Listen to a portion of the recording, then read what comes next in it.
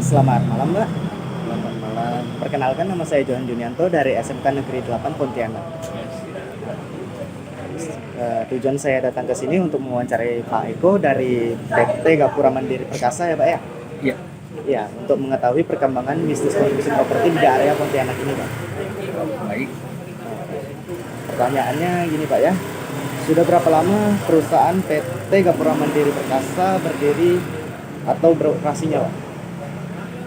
Kalau perusahaan saya sebenarnya kan dari awal itu mulai berdiri dalam bentuk CP itu tahun 2007. Dari tahun 2007 ya, Pak? 2007. 2007 bentuk badan hukumnya itu CP. Ya. Kemudian 2011 kami rubah menjadi PT. Di tahun 2011. 2011. Cuman saat itu bisnis utama kami kontraktor atau kontraktor spare part PLN. Nah, di 2016 kami beralih ke properti menjadi developer. Oke, lanjut di pertanyaan kedua, Pak. Jenis properti yang ditangani perusahaan ini apa saja, Pak? Apakah perumahan atau ruko, Pak? Kalau dari awal kami 2016 itu awalnya kami sampai saat ini kami tetap fokus di perumahan. Terus di awal 2016 itu kami coba bangun komersil ya, tipe 60, dan pada tahun yang sama juga kami bangun rumah subsidi tipe 36. Terus sampai sekarang kami lebih fokus ke rumah subsidi atau tipe 36. Semuanya perumahan. Sejauh ini kalau ruko belum pernah Ada ruko ya, Pak? belum pernah. Jadi hanya perumahan, baik itu yang subsidi tipe 36, komersil itu kita dari tipe 45, 50, 60, 90 sampai yang tipe paling besar itu tipe 122 lantai. Cuman unitnya tidak banyak. Ya, lanjut di pertanyaan nomor 3, Pak ya. Untuk perumahan ini, apakah dijual atau disewakan gitu? Oh, tapi ini dijual ya pastinya, Pak ya. Kalau kita tetap dijual. Dijual. Jadi sebenarnya di beberapa perumahan itu kita coba sampaikan ke calon buyer atau konsumen. Sebenarnya kan ya dulu sebelum ada COVID itu kan banyak tuh agen-agen atau kayak semacam mungkin Airi dan segala macam red doors gitu kan. Itu kan mereka, kita tinggal titipkan ini, mereka yang akan pasarkan. Dulu sempat di 2019 itu sempat ide itu mau kita sampaikan, tapi kami lebih fokus dijual. Kita hanya memberikan ide, mungkin kalau belum ditempatin boleh aja didaftarkan. Nah, jadi untuk kayak semacam homestay atau apa gitu. Karena khusus untuk yang komersil biasanya luar kota juga jadi ada semacam kebanggaan kalau punya rumah atau properti di ibu kota provinsi kan, di Pontianak kan. Iya. Nah, jadi daripada kosong mungkin kita sampaikan ini bisa juga disewakan, tapi kami hanya sekedar memberi ide, karena properti yang kami bangun atau rumah yang kami bangun tetap kami jual. Oke, lanjut ke pertanyaan nomor 4 ya, Pak ya. Dari data yang kami dapatkan, perusahaan ini sudah berhasil menjual banyak perusahaan. Nah, strategi apa saja sih yang digunakan bisa sampai terjual sebanyak ini, Pak? Kalau mungkin strategi yang ini, saya jujur aja nggak begitu paham soal strategi ya. Tapi biasanya yang pertama model atau konsep perumahan yang kita tawarkan itu lebih, menurut saya pribadi, Ya. itu lebih lebih menarik, tidak monoton dalam bentuk seperti itu aja. Jadi kita harus ikut perkembangan ya. Misalnya dulu atap rumah itu yang lagi tren itu kan model pelana ya, depan belakang aja minimalis gitu kan. Kesini sini kita kan mulai berubah, yang model 5, kemudian model sekarang balik lagi model yang apa, Skandinavia segala macam gitu. Nah, harapan kami, kalau kami ya, yang pastinya ya dengan zaman yang semakin canggih, mungkin banyak referensi model yang bisa kita adopsi. Nah, Berarti dengan jadi harapan kita kan, ya, dengan model atau tampilan bangunan rumah yang kita tawarkan itu lebih update, mudah-mudahan menarik minat Dari calon pelanggan. konsumen. ya. Ditambah lagi mungkin ya perkuatan tim pemasaran ya. Memang sebagian besar kalau di Kota Pontianak ini tim pemasaran itu lebih banyak diserahkan ke freelance.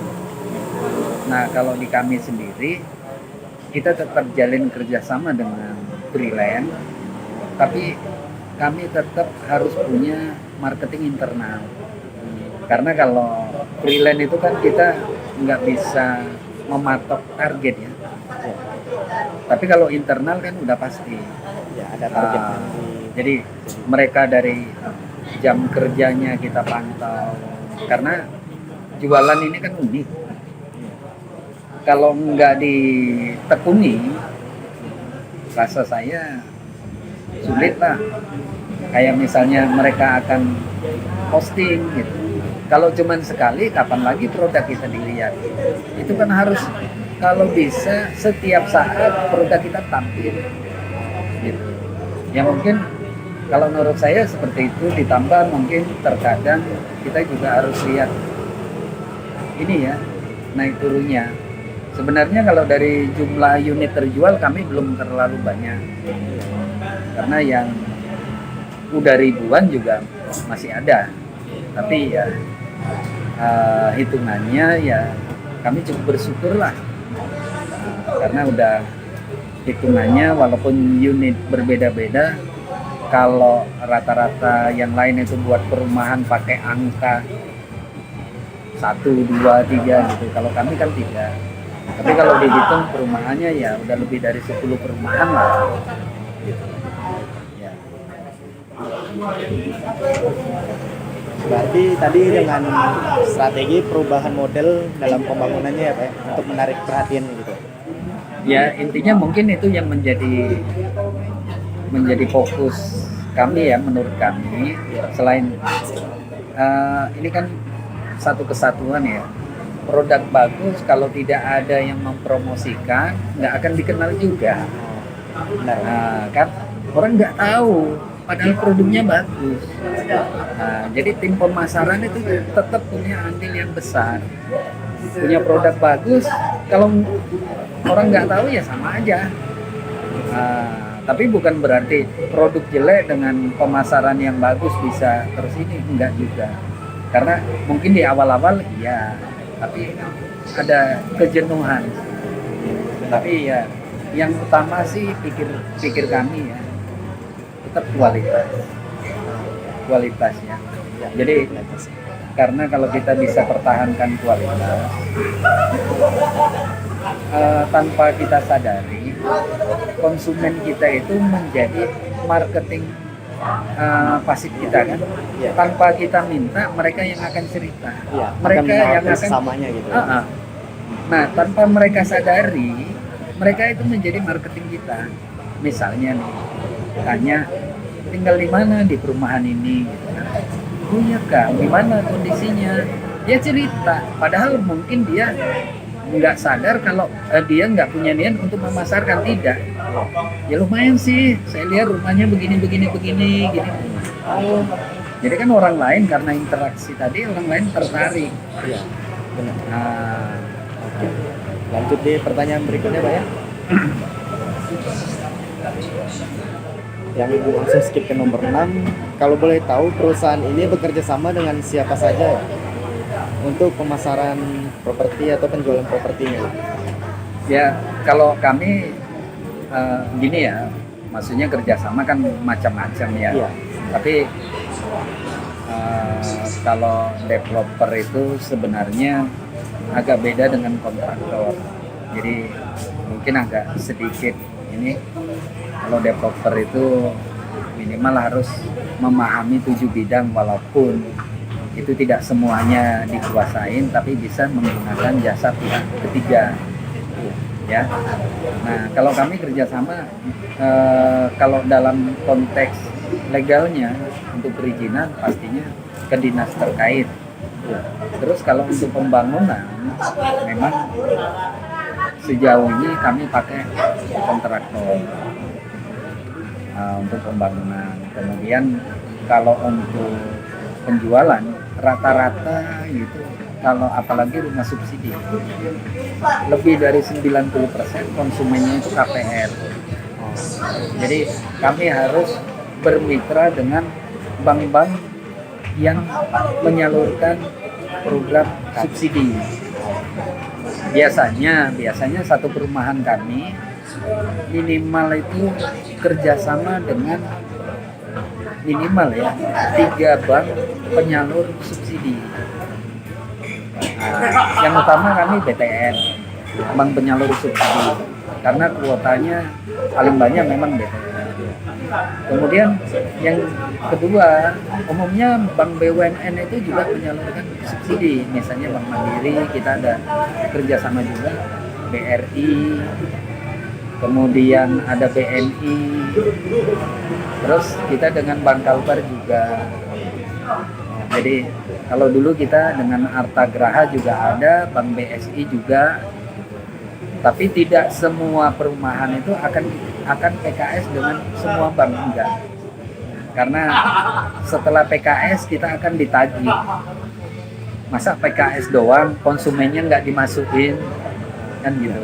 Ya intinya, kalau tadi dari pertama, dari legalnya perizinan untuk satu perumahan, kita tetap harus ikut aturan dengan dinas terkait. Kemudian untuk pembangunan kita pakai pemborong. Terus proses penjualan tadi kita selain punya marketing internal, kita juga tetap kerjasama baik itu freelance atau agent, gitu kan. Banyak itu agent-agent properti ya. Nah kemudian untuk pembiayaan kita bekerja sama dengan bank, ya bank-bank ya tergantung ya, rumah subsidi atau komersil. Nah selain itu untuk melegalkan jual beli kita kan tetap harus kerjasama dengan notaris, ya, dengan notaris. Semuanya tetap harus ikut aturan, jadi biar sama-sama nyaman kan. Developer jual rumah, konsumen juga mendapatkan haknya dengan lebih pasti ya. Kira-kira itulah. Langsung ke nomor 7 ya Pak ya. Kalau boleh tahu sistem pajak yang digunakan di developer ini apa Pak? Gini ya, sebenarnya kalau sistem pajak kan saya takut salah aja, tapi kalau Itu kalau boleh tahu Pak. pajak apa saja yang dikenakan untuk di properti atau di perumahan, ya pajak ini kan banyak macam ya. Yang pastinya PBB itu juga pajak. Iya, Ya, itu PBB udah pasti. Kemudian di situ ada BPHTB. BPHTB kan biaya perolehan hak atas tanah dan bangunan. Nah, kemudian ada PPH. Kalau pajak untuk properti itu kan PPH final. Jadi sifatnya begitu kita sudah setor, kita tinggal nanti laporkan. Nah kalau PPH itu ya dulu kan berubah-ubah ya. Kalau BPHTB mungkin ya rumusannya udah jelas. BPHTB misalnya nilai taksasi berapa atau nilai validasi dispenda berapa dikurang 60 juta dikali 5%. Nah kalau BPHTB itu menjadi PAD suatu daerah ya. Misalnya di Pontianak ya menjadi PAD kota. Nah, kalau PPH itu ke pusat. Nah, dan karena rumah subsidi itu program pemerintah, yang berbeda itu di PPH-nya. Sejauh ini BPHTB baik komersil ataupun subsidi itu sama karena itu ditentukan daerah setempat. Itu besarannya 5% setelah ikut rumus yang tadi ya. Nah kalau PPH, kalau untuk komersil itu PPH 2,5%.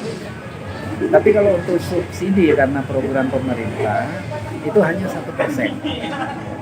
Itu bedanya. Jadi ya kalau yang terkait dengan pajak biasanya kita tiga ini, ada PBB, ada BPHTB, ada PPH. Ya, baik gitu. Bisa. Oke, pertanyaan terakhir Pak, nomor 8 ya Pak ya. Kalau boleh tahu apa saja syarat-syarat yang harus disiapkan untuk melakukan proses jual beli propertinya Pak? Ya, kalau di kita kan sebenarnya gini ya, mungkin masyarakat juga sekarang udah lebih pintar. Kalau zaman dulu developer pasang baliho udah berduyun-duyun. Tapi kalau sekarang kan konsumen itu semakin pintar ya. Jadi ada balihonya, dia nanya-nanya dulu, lihat rumah contoh, lihat legalitasnya, udah ada INB-nya belum Pak, gitu kan, sertifikatnya gimana Pak, kan gitu-gitu ya. Nah, jadi kalau misalnya untuk proses jual beli ya intinya kita tetap menggunakan notaris, karena notaris itu kan yang ditunjuk pemerintah untuk melegalkan suatu perjanjian atau akta. Nah, ya kalau notaris pun pasti udah ada ketentuannya, misalnya untuk jual beli sertifikat itu harus dicek dulu, harus dipastikan memang udah clear ya.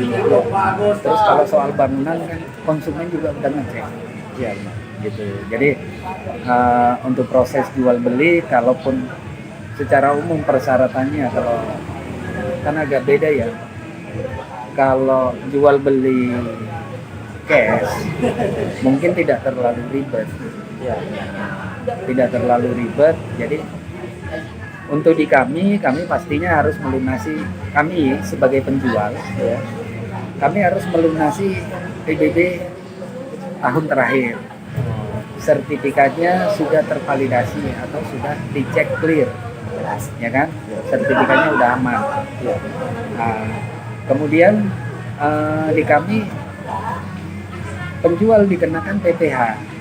Kalau subsidi 1%, kalau komersil 2,5%. Kemudian kita lakukan akta jual beli di notaris. Nah, notaris bisa tanda tangan akta jual beli apabila semua item yang disyaratkan sudah terpenuhi, pajaknya baik PBB, PPH dan BPHTB sudah disetor, sertifikatnya sudah aman. Kemudian para pihak atau terutama penjual itu wajib hadir dan bisa membuktikan kalau memang yang diperjualbelikan itu memang benar. Nah, kita kan khawatir yang mengaku-ngaku kan salah juga. Nah, itu jadi kita sejauh ini kita meyakini ya notaris itu juga nggak akan berlaku sembrono. Mereka juga pastikan semua tahapan aman, semua transaksi dilakukan di notaris, insya Allah semuanya bisa mendapatkan hak masing-masing. Ya, mungkin itu kalaupun ada yang kurang jelas atau yang kurang boleh aja ditanyakan. Iya Pak. Nah, terima kasih Pak Eko dari PT Gapura Mandiri Perkasa ya Pak ya. Ya Pak, terima kasih Pak ya. Permisi Pak. Ya. Terima kasih telah mau menonton video singkat dari kami. Saya Johan Junanto. Saya Andi Mulana Ramadan. Saya Teguh Pratama. Mengucapkan terima kasih.